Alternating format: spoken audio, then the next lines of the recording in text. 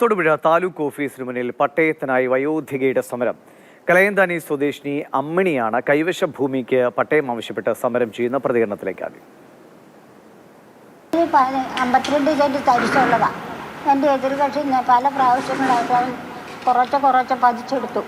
അപ്പോൾ എനിക്ക് പതിച്ചു തരാൻ പറഞ്ഞ് ഞാൻ അപേക്ഷ വില്ലേജിലും കൊടുത്തു, താലൂക്കിലും കൊടുത്തു. ഇതുവരെ എനിക്ക് അപേക്ഷയിൽ ഒരു തീരുമാനമായിട്ടില്ല.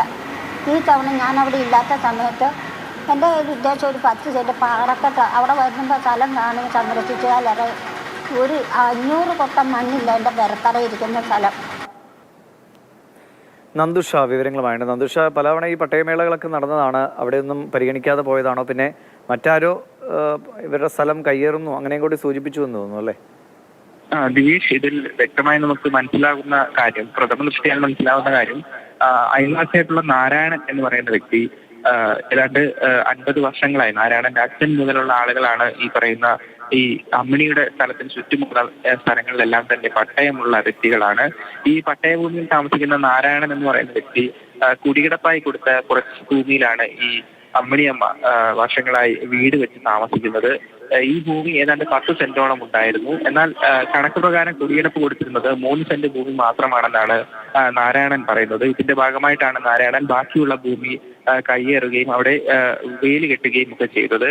എങ്കിലും ഈ വീട് നിൽക്കുന്ന സ്ഥലവും അതോടൊപ്പം തന്നെ ഒരു നടവഴിയും നാരായണൻ ഈ അമ്മിണിയമ്മയ്ക്കായി നൽകിയിട്ടുണ്ട്. ഇവിടെ നിന്നും ഇറങ്ങി പോകാനൊന്നും ആരും ആവശ്യപ്പെട്ടിട്ടില്ല. ഇത് സംബന്ധിച്ചാണ് ബാക്കിയുള്ള ഭൂമി കൂടി വേണം, അതായത് 10 സെന്റ് ഭൂമി കൃത്യമായി തനിക്ക് അവകാശപ്പെട്ടതാണ് എന്ന വാദം ഉന്നയിച്ചുകൊണ്ടാണ് അമ്മിണിയമ്മ ഇപ്പോൾ തൊടുപുഴ താലൂക്ക് ഓഫീസിൽ സമരം ഇരിക്കുന്നത്. ഇന്നലെ സമാനമായ രീതിയിൽ സമരം ഉണ്ടായിരുന്നു. അപ്പോൾ സമരത്തിനെത്തിയ ഉടൻ തന്നെ താലൂക്ക് ഓഫീസർ ഒരു ഉദ്യോഗസ്ഥനെ വിഷയം പഠിക്കാനായി നിയോഗിക്കുകയുണ്ടായി. അപ്പോൾ ഇന്നലെ തന്നെ താലൂക്ക് ഓഫീസിൽ നേതൃത്വത്തിലുള്ള ഒരു സംഘം ഈ സ്ഥലം സന്ദർശിക്കുകയും നാരായണനോട് ഉൾപ്പെടെ ഈ കാര്യങ്ങൾ ചോദിക്കുകയും ചെയ്തിരുന്നു.